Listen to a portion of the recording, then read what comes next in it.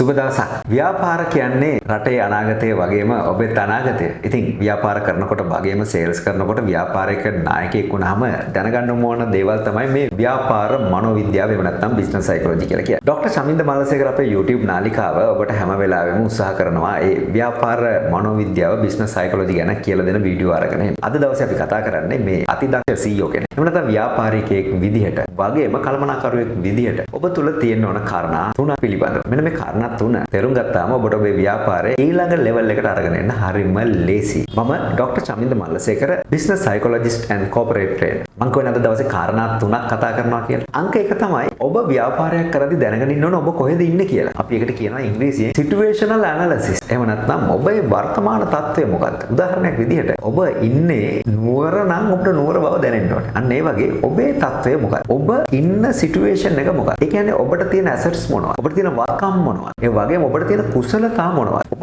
මොනවද ඔබේ තියෙන දක්ෂතා? ඔබ කැමති දේ මොකක්ද? මේ පිළිබඳව ඔබ අධ්‍යයනයක් කරන්නට ඕනේ. මේකට අපි SWOT කියලා ටූල් එකක් පාවිච්චි කරනවා. ඔබේ දක්ෂතා, ඔබේ දුර්වලතා, ඒ වගේ මේ දක්ෂතා හා දුර්වලතා වලට ගැළපෙන විදිහට ඔයාට අවස්ථා තියෙනවද කියන කාරණේ. මම ඔබට මෙහෙමත් සරලවම කියන්නම්. ඔබ ව්‍යාපාරයක් පටන් ගන්නවා කේක් හදන්න. කේක් තමයි ඔබේ දක්ෂතාවය. ඒතකොට ඔබ කැමති කේක් හදන්න. ඒතකොට මේ කේක් හදන එක ඔබේ පැෂන් එක බවට පත් වෙනවා. දැන් ඔබේ දක්ෂතාවයේ කේක් හදන එක ඔබ කැමති කේක් හදන්න. ඒතකොට ඒක පැෂන් එක උනාට පස්සේ අපි උත්සාහ කරනවා මෙන්න මේ ස්ට්‍රෙන්ත් එක බිස්නස් එකක් බවට පත් කරගන්න. දැන් ඔබ බලන්න ඕනේ මේ කේක් වලට අවස්ථාවක් තියෙනවද? ඔපචුනිටි එකක් තියෙනවද? ඔබ ඉන්න ප්‍රදේශය තුල. මෙන්න මේක තමයි දැනගන්නට ඕන කාරණා. මේ විදිහට ඔබ ව්‍යාපාරයක් කරද්දී ඔබේ දක්ෂතා මොනවද කියලා බලන්න. ඔබේ ආයතනයේ තියෙන දක්ෂතා මොනවද කියලා බලන්න. ඔබ කම්පැනි එක CEO කෙනෙක් නම් ඔබේ ආයතනය තුල තියෙන ශක්තියතාව, බ්‍රෑන්ඩ් ඉමේජ් එක, එහෙම නැත්නම් ඔබට තියෙන net worth එක, එහෙම නැත්නම් ඔබේ එම්ප්ලොයිස් ලගේ තියෙන කුසලතා, මේවා ඔබේ ශක්තියින් විදිහට තමයි අපි සලකන්නේ. එතකොට මෙන්න මේවා අරගෙන ඔබට ඒක ඔපචුනිටි එකක් කරන්න පුළුවන්ද කියන එක බලන්න. ඒ හින්දා මුලින්ම ඔබ self audit එකක්, එහෙම නැත්නම් situational analysis එකක් කළ යුතු වෙනවා. ඔබේ බිස්නස් එක ගැන, ඔබේ ආයතනය ගැන, සමහර සේවකයෝ ගැන. ඒ හින්දා ඔබ ඉන්නේ කොහෙද කියලා දැනගන්නම වෙනවා. ඉතින් මේක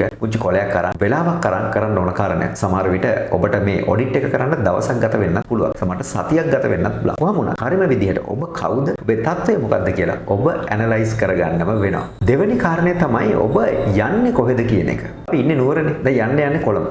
ඔන්න අපිට අරමුණක් තියෙනවා අපි කොළඹ යනවා කියලා. දැන් ඔබ කරන්න ඕනේ මොකද්ද? ඔබේ අරමුණ නිවැරදිව හදා ගන්න ඕනේ. එහෙම නැත්නම් ඔබේ ගෝල් එක ඔබ නිවැරදිව සකස ගන්නට ඕනේ. දැන් මෙතනදී වැදගත්ම වෙන දෙයක් තමයි ඔබ ගෝල් එකක් හදනකොට ඔබේ ආයතනයේ තියෙන ශක්තියතාවය අර අපි හොයාගත්ත SWOT එක. එහෙම නැත්නම් අපි හොයාගත්තනේ අපේ ඔඩිට් එකක් කරලා අපි කොතනද ඉන්නේ කියලා. අන්න ඒකට ගැළපෙන්න තමයි නිර්මාණය කරන්න ඕන ඔබේ ගෝල් එක. දැන් උදාහරණයක් විදිහට අපි හිතමුකෝ අපි කලින් ගත්ත උදාහරණෙම ඔබ කේක් හදන්න දක්ෂයි. ඔබ කේක් හදන්න කැමතියි. දැන් අවුරුදු 5කින් ඔබට ලංකාවේ අංක 1 කේක් බ්‍රෑන්ඩ් එක බිල්ඩ් අප් කරන්න ඕනේ. ඉතින් ඔබේ අරමුණ ඔන්න යන්නේ කොහෙද? අවුරුදු 5කින් නම්බර් 1 කේක් බ්‍රෑන්ඩ් එක බවට ඔබේ බ්‍රෑන්ඩ් එක පත් කරගන්න. දැන් ඔබේ දක්ෂතාවය ඔබේ කැමැත්ත. ඒතකොට ඔබ බැලුව ඔපචුනිටි එකකුත් තියෙනවා. දැන් මේවත් එක්ක බලද්දී ඔබට අතිදක්ෂ කේක් හදන කෙනෙක් බවට පත් වෙලා ඔබේ කේක් එක ලංකාවේ නම්බර් 1 බ්‍රෑන්ඩ් එක කරන්න තමයි ඔබ අවුරුදු 5කින් ලෑස්ති වෙන්නේ. එහෙනම් ඔබට අරමුණක් තියෙන ඔබ යන්නේ කොහෙද කියලා. තේරුණාද? දැන් තවත් දෙයක් කියන්නම්කෝ.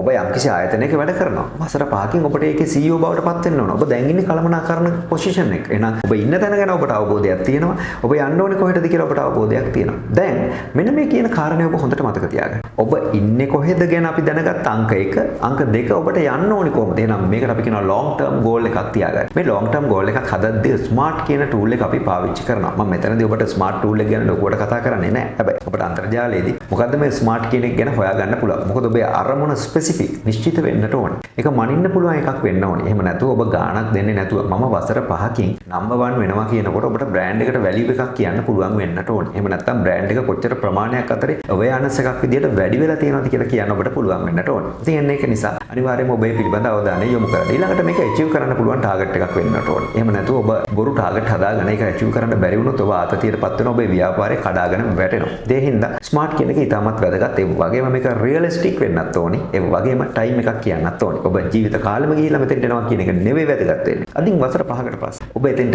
එනවා කියන එක ඔබට කියන්න පුළුවන්. ඉතින් එහෙනම් අංක 1 අපි කතා කළා. ඔබ ඉන්න තැන මොකද්ද? situational analysis. අංක 2 අපි කතා කළා. ඔයා යන්නේ කොහෙද? එහෙම නැත්නම් ඔයාට විෂන් එකක් තියනවද? ගෝල් එකක් තියනවද? අංක 3 තමයි දැන් ඔයා ඉන්න තැන ඉඳන් අතෙන්ට යන්නේ කොහොමද කියන කාරණය. මෙන්න මෙතෙන් තමයි අපි business strategies, marketing strategies කියලා කියන්නේ. මේ කැලේට තමයි අපි strategies වලින් උපායන්ගෙන් පුරවන්නේ. දැන් මෙන්න මෙතනදී ඔබ තේරුම් ගන්න ඕන කාරණයක් තියෙනවා. ඒ තමයි ඔබ දැන් නුවර ඉඳන් කොළඹ යනවා නම් ඔබට ඕන තරම් පාරවල් තියෙනවා. කුරුණෑගලට ගිහිල්ලා highway එකේ යන්න පුළුවන්. එහෙම නැත්නම් අපිට කෙලින්ම කෑගල්ල හරහා මාවනල්ල හරහා පිළිමතලාවෙන් එහෙම යන්නත් පුළුවන්. එහෙම නැත්නම් ඔබට ඕන නාවලපිටියට ගිහිල්ලා අවිස්සාවේලට ගිහිල්ලා යන්නත් පුළුවන්. තව කෙනෙකුට ඕන නම් මොනරාගලට ගිහිල්ලා ඒ පැත්තෙන් එන්නත් පුළුවන්. කොහොම වුණත් ලංකාව වටේම පාරවල් ගණනාවක් තියෙනවා. හැබැයි ඔබ තෝරගන්නට ඕනේ ලේසිම පහසුම කොස්ට් එක අඩුම පාර මොකක්ද කියන එක.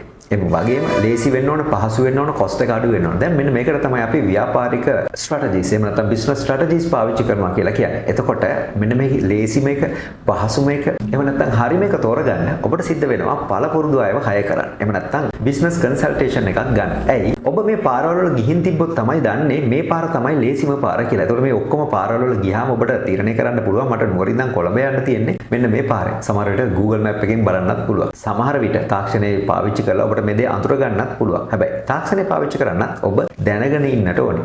ඒ විතරක් නෙමෙයි සමහර විට තව කෙනෙක්ගෙන් අහලා ඔබට දැනගන්නත් පුළුවන්. ඒතකොට ඒ අහන කෙනා මේක පිළිබඳව දැනගෙන ඉන්නත් ඕනේ. ඉතින් ඒ අහන කෙනා තමයි සමහර විට අර කන්සල්ටන්ට් බවට පත් වෙන්නේ. අහන කෙනා තමයි සමහර විට ඔබේ ව්‍යාපාර උපදේශකයා බවට එළියෙන් ඉඳන් කතා කරන්නේ. ඉතින් ඒ නිසා ඔබට සිද්ධ වෙනවා මෙන්න මේ වැඩේදී ඒ ස්ට්‍රැටජිස් හරියට පාවිච්චි කරන්න. සමහර විට මේ ස්ට්‍රැටජිස් ව්‍යාපාරයට ඉතාමත් වැදගත් වෙනවා. ස්ට්‍රැටජිස් වැරදුනොත් ඒ කියන්නේ වැඩිම දුරම පාරෙන් යන්න ගියොත් ඔයාගේ කොස්ට් එක වැඩි වෙනවා, රිටර්න් එක අඩු වෙනවා. ඒ හින්දා ඔයා බලන්නට ඕනේ ROI එක, return on investment. ඔයා කොච්චරක් ඉන්වෙස්ට් කරනවද? කවුරු වෙනුවෙන්ද ඉන්වෙස්ට් කරන්නේ? කොහොමද ඉන්වෙස්ට් කරන්නේ? ඒකෙන් ඔයාට ලැබෙන ප්‍රතිඵලය මොකද? අර අවසාන ගෝල් එකට යන්න ඔයා මොනවද කරන්න ඕනේ? මෙන්න මේ ස්ට්‍රැටජිස් ටික ඔයා නිර්මාණය කරගත යුතු වෙනවා. ඉතින් ඒ නිසා දැන් කේක් කතාවම ආපහු ගමු. ඔයාට ලංකාවේ අංක එකේ කේක් බ්‍රෑන්ඩ් එක හදන්න ඕනි නම් ඔයාට සමහර විට කෙටි කාලයක් තුළ මේ වසර ගාණක් ඇතුලේ ඔයාට කේක් තව ඉගෙන ගන්න වෙයි. එහෙම නැත්නම් අලුත් ඒවා අත්හදා බලන්න වෙයි. සමහර විට ඔයාට කඩාවැටීම් එක්ක අල්ලගෙන ඉන්න වෙයි. සමහර විට රෑන් නිදි මරන්න වෙයි. හැබැයි මේ කරන ඒවත් එක්ක ඔයා අලුත් විදිහේ රෙසිපි එකක් හදලා අනේ රෙසිපි එක කේක් එකට ඇතුළත් කරලා ලෝකේ තියෙන රසම කේක් එක ඔයාට හදන්න පුළුවන් වෙන්නත් පුළුවන්. සමහරට රසම කේක් එක හදන්න ඔයා ලොකු වෙලාවක් කාලය ගත කරන්න වෙන්නත් පුළුවන්. ඉතින් මේවා උපක්‍රම විදියට ඔයාට පාවිච්චි කරන්න පුළුවන්. මම ඔයාලට එකක් කියන්නම්. KFC එකේ තියෙන චිකන් වගේම ඕන තරම් චිකන් අපිට කන්න හම්බ වෙනවා. හැබැයි KFC එකේ චිකන් රහ අපිට ඒ චිකන් වලින් ගන්න බෑ. ඉතින් ඒ වගේ ඔයාගේ කේක් එකත් අන්න ඒ තැනට ඩිවෙලොප් වෙන්න නම් ඔයාට මේ ස්ට්‍රැටජිස් අතර විවිධ දේවල් පාවිච්චි කරන්න සිද්ධ වෙන්න පුළුවන්. සමහරට බොක්ස් එක, බ්‍රෑන්ඩින්, සමහරට මාකටිං මේ හැමදේම ඔයාට පාවිච්චි කරන්න වෙන්න පුළුවන්. කොහොම වුණත් ඔයාට මම මේ කියන ගමන යන්න විදිහක් නැත්නම් ඔයගොල්ලන්ට පුළුවන් අපි වගේ අයට කතා කරලා බිස්නස් කන්සල්ටේෂන් එකක් ගන්න. එහෙම නැත්නම් ඔයාගේ ආයතනය ට්‍රේනින් කරන්න. ඔයාගේ ආයතනයේ ඉන්න කට්ටියව පුහුණු කරන්න මෙන්න මේ දේ හරියටම කරන්නේ කොහොමද කියලා. කොහොම වුණත් මේ කාරණා තුන CEO කෙනෙක් විදියට, මැනේජර් කෙනෙක් විදියට වගේම ආයතනයක ප්‍රධානියෙක් විදියට, ව්‍යාපාරිකයෙක් විදියට ඔබට වැදගත් වෙනවා. ඔබ ඉන්නේ කොහෙද? යන්නේ කොහෙද? යන්නේ කොහොමද පිළිබඳ හරි අවබෝධයක් ඇතුව යන්නේ කොහොමද කියන එක හරියට දැනගන්න ඕන අපිට කතා කරන්න.